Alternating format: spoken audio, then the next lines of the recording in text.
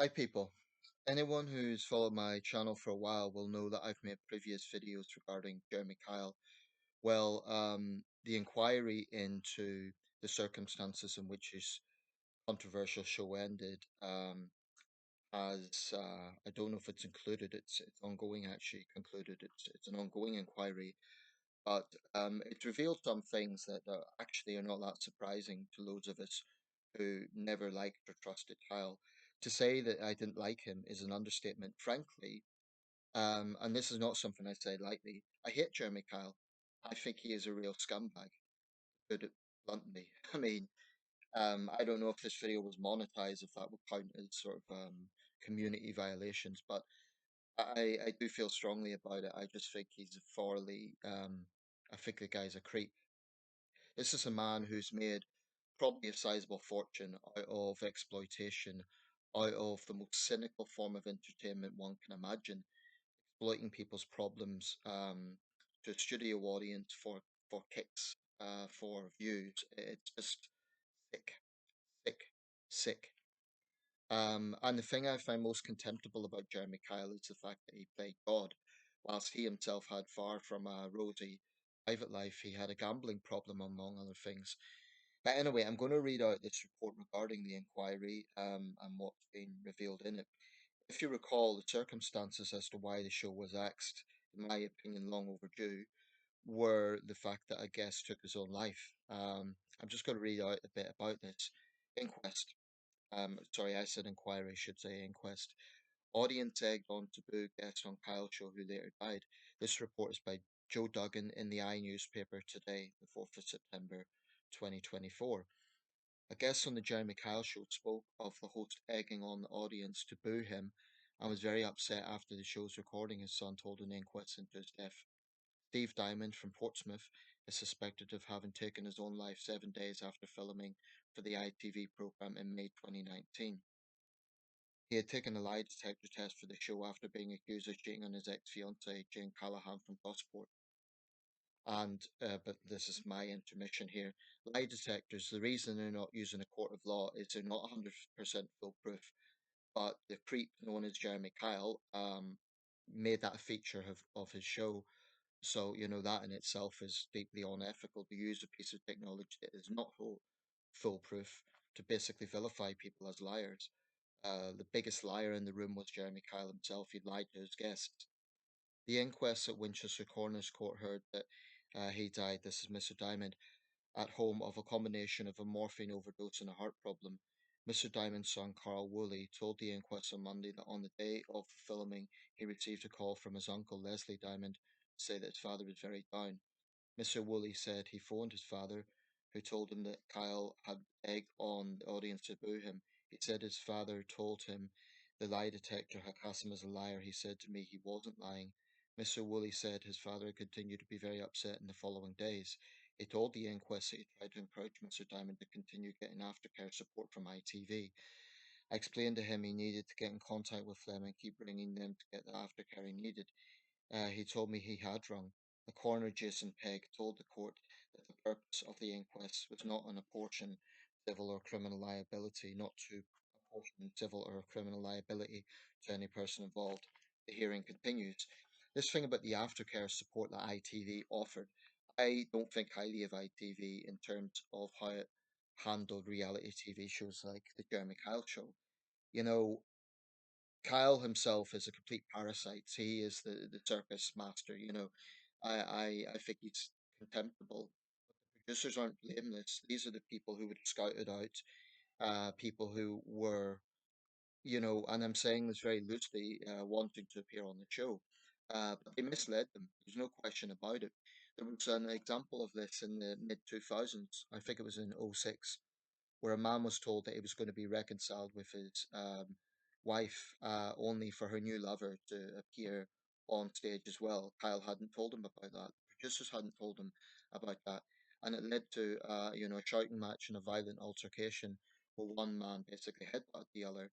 He was arrested for assault, but the judge in Manchester at the time, I remember reading about this, said that if he had his way, everyone involved in the show would be in the dock. Um, Kyle is a good example of a despicable person who seems to just get away with it. He has now got a slot on Top TV, as a presenter there. So rather than kind of going into the shadows and bowing his head in some sort of remorse, showing some sort of humility, Kyle has now got a lucrative job on um, on another major network, on a major network. Um, that just makes me sick. And the fact that this man is continuing to enjoy a privileged position on television and radio, and he has no real remorse for what happened. At the time, Kyle was bleating out about how sorry he was about the man's death, but he ran away from a parliamentary inquiry.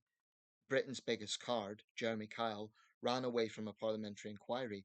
If he's got nothing to hide, why did he not show his face? This is a guy who became famous for playing judge, jury, and executioner for about, what was it, 14 years on his show. Um, but when it came to the scrutiny on him, he couldn't handle it. To me, that is just a typical bully boy. Can give but can't take. Kyle is a card, no question about it. Jeremy Kyle is a card. Um, and there'll be useful idiots that will support the show and they'll say, "Oh, no one forced the man to go on. He took his own life, etc." Wake up, people. When there are circumstances that are building up, when someone's being perhaps unfairly vilified, frankly, whether he was lying or not is beside the point. Although, as I previously mentioned, lie detector tests are not foolproof, but it's beside the point. Um, Kyle wasn't, in my opinion, interested in really building bridges between people. There may have been a few success stories, but does that counterbalance the number of people that he misled, the number of, people whose emotional turmoil Kyle exploited?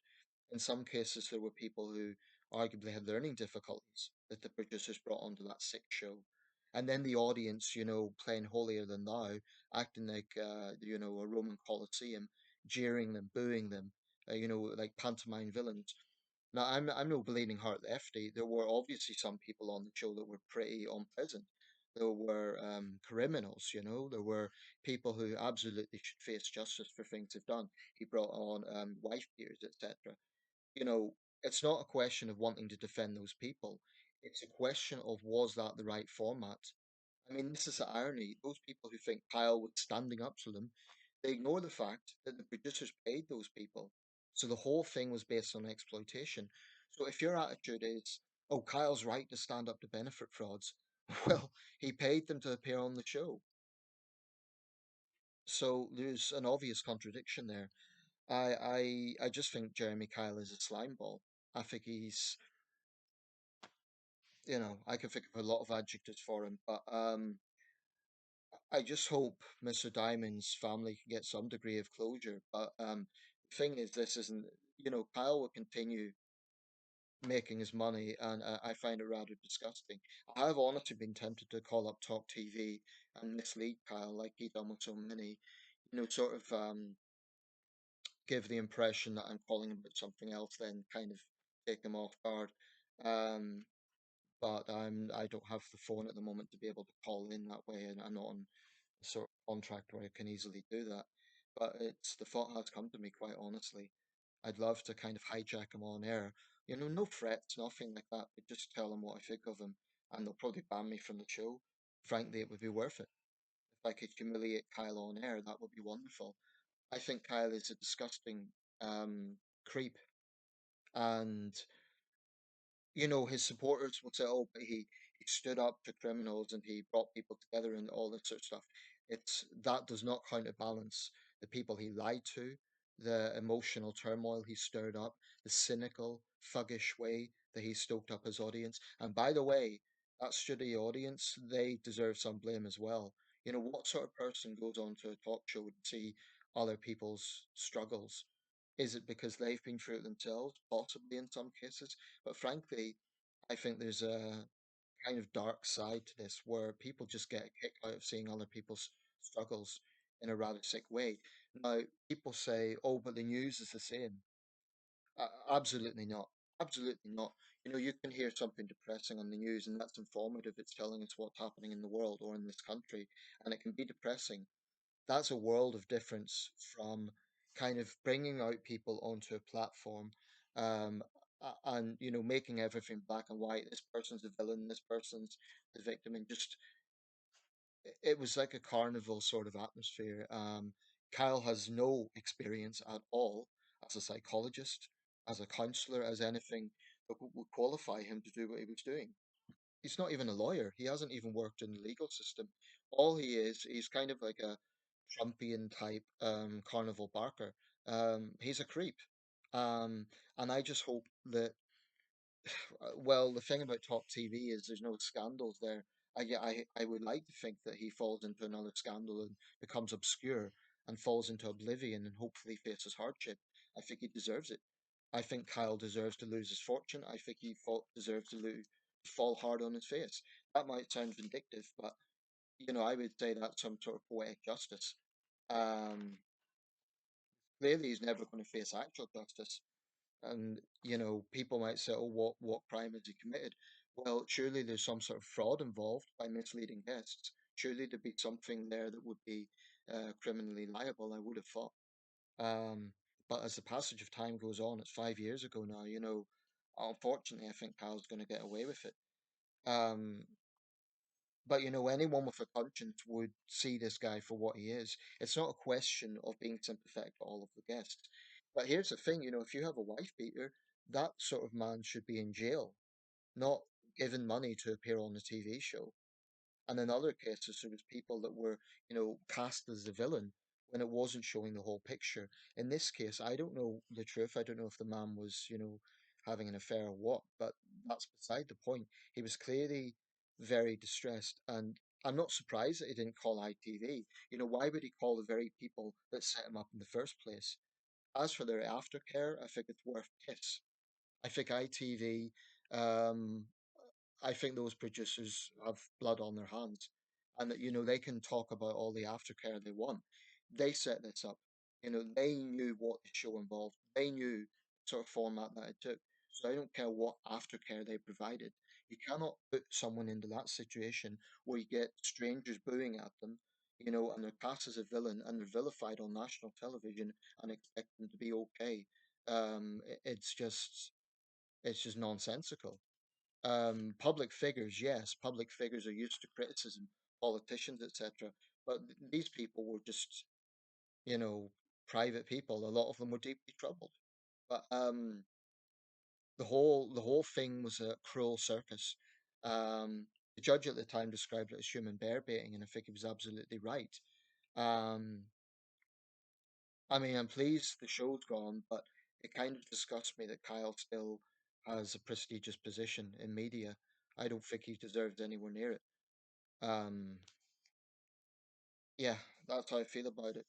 I know a lot of my subscribers agree, but some of you may disagree. All I would say is if you're going to come out with, oh, they chose to go on themselves, that argument falls flat when it's considered that they were misled. It's all very well saying they wanted to go on the show. I'm sure in some cases they did. But these were broken, troubled people. They were desperate. That doesn't vindicate Kyle at all, or the producers, or the studio audience who went there to jeer at people and to lap up their pain. Disgusting.